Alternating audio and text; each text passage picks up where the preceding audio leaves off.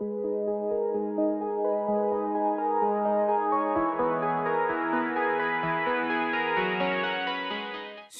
where has 2021 gone? This year has bounced back and forth between feeling like the slowest year to ever happen and the year that moved too quickly. Make it make sense. Hi, hello, my name is Ash, and welcome to Pages in the Stars. If you're new here, hello. If you're returning, welcome back. And if you haven't already subscribed, go ahead and hit that subscribe button down below so you can be alerted to all my bookish, not bookish, and sometimes ranty content. So yeah, it's November. December is right around the corner. And if you haven't noticed, there hasn't been a whole lot of content on this channel this year because I haven't been doing a lot of reading. Life was, well, lifing, and I can count the amount of books that I read this year on my two hands. But I'm not gonna hold that against myself. This year was a lot, as it was for a lot of people. I'm no different. With a lot of the things I had going on, I didn't read a lot. And I'm disappointed that I didn't read a lot, but I'm also going to have some grace with myself. That being said, with 2021 almost over and there being a whole bunch of books that are coming out in the first half of 2022, there's still a lot of books that I want to read in 2021. So today we're going to talk about the 10 books that I am determined to read before 2021 is over. The first book on this list is Iron Widow by Jiranjie Zhao. I got this book on release day. I was super excited about it. And like I said, with everything going on, I haven't gotten to read it yet. This book is set up as a Pacific Rim mecha type world meets The Handmaid's Tale, and is also a science fiction reimagining of the first and only Empress of China, so I am super excited about that. The second book on this list is Wings of Ebony by J.L. And yes, I know I am very late on some of these books. I am very aware of that. Anyway, Wings of Ebony follows this girl named Rue, who after the unexpected death of her mother, gets whisked away by her estranged father to this magical land called Gizan, where everyone has magical abilities, and Rue has to try to learn how to fit in this magical land that she's never ever been to before. I am super excited about reading it. I actually have it up here. It's right here. This is my shelf of books that I am going to read within the next month. But when I saw the cover, I loved it. When I heard the synopsis and what it was going to be about, I knew I was going to want to read it. This is the kind of book that I wish I had had when I was in high school. And I say things like that a lot on this channel because I look at a lot of the books that are coming out now, and I am so happy that they exist for the generation coming up. But I can't help but look at them and also think, wow, I wish I had had some of these books when I was in high school, when I was in middle school, books about magical black girls saving the day. It would have been great to see, myself and my friends represented in these kinds of stories when we were growing up. But we have them now as adults, and I'm super happy about that. And on the subject of that, I saw this tweet the other day that basically said, why are you reading YA when you're in your 20s and your 30s? That's just wrong. Well, because I didn't have these books when I was in high school. Am I not supposed to support these authors now that these books exist? And am I not supposed to take enjoyment from them and read them because I'm out of the age demographic? No! A lot of my friends have conversations about, yeah, we're well out of the age demographic for reading YA. But aside from the fact that it is something that we just genuinely enjoy reading, and there's nothing wrong with that, a lot of the stories that we read, Wings of Ebony, or other books that you're going to hear me talk about on this list, just did not exist when we were in middle school, when we were in high school. We didn't have these stories growing up, but now that we are grown up, we still want to read these stories because we didn't have the opportunity to when we were kids.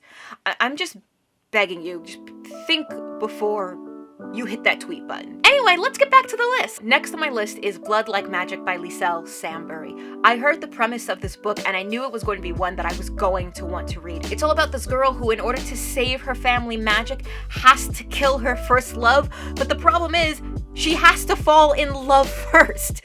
So she's got to fall in love and then kill the person in order to save her family magic. So she's going to have to choose between her family magic and this person that she's fallen in love with. The suspense, I haven't even read the book and the suspense is already driving me up a wall. I love it. I'm so excited to read this book. I have it right here. and another one I'm determined to get to before the end of 2021. Next on this list, we have a middle grade book, The Insiders by Mark Oshiro. I'm trying to read more middle grade now anyway, because I'm always on the lookout for books that I think my students are going to like. But when I heard this was a queer middle grade book, I knew it was definitely going to be a book that I wanted to pick up. And then when I found out that there was going to be magic involved in it, I knew I was going to want to read it even more. The Insiders follows this young boy named Hector who finds this magical, I think it's a janitorial closet that he walks into. And anyway, this closet possesses some kind of magic that connects him to these two other kids who are on complete opposite ends of the country from him. So again, very much a book I wish I had had when I was in middle school. And I'm thoroughly looking forward to reading this book. The next two on this list are sequels. First one being A Psalm of Storm and Silence, which is the sequel to A Song of Wraiths and Ruin. If you were here on my channel last summer, you know I read A Song of Wraiths and Ruin, and it completely obliterated me.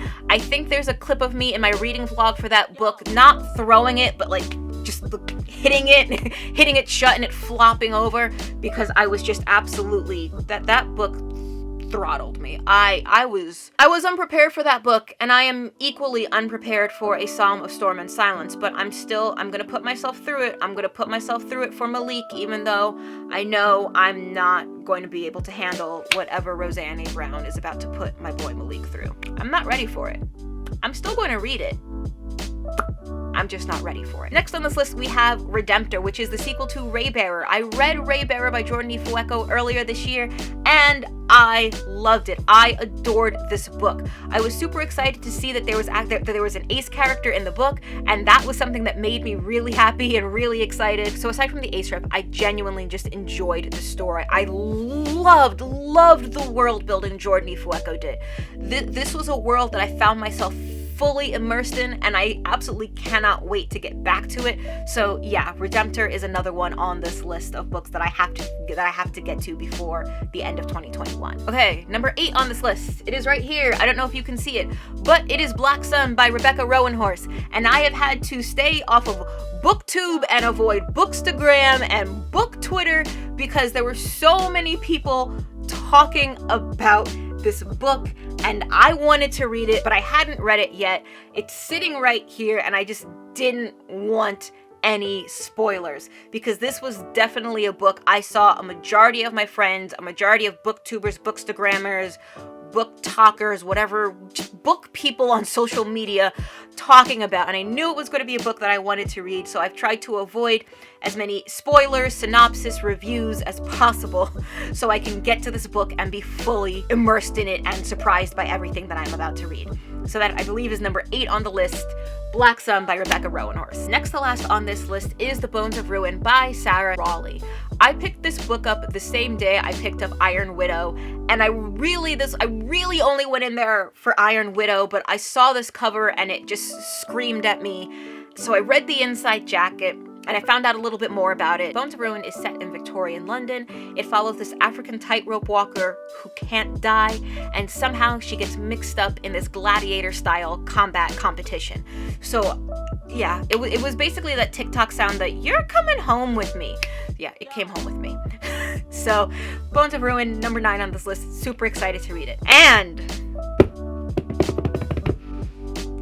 last but not least on this list, it is a reread, but it is a reread with a new face.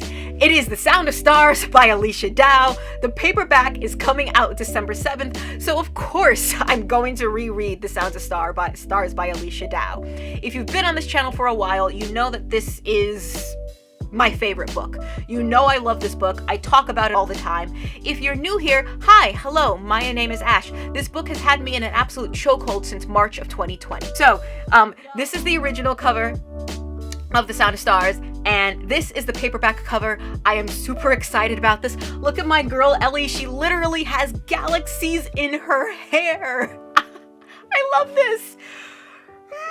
I'm gonna pull it down. I'm gonna reel it in. No, I'm not. I am so excited for this. I am so excited for this paperback release. I'm crossing my fingers that the bookstore near me has it in stock on release day so I can go pick it up and start reading it on release, rereading it on release day.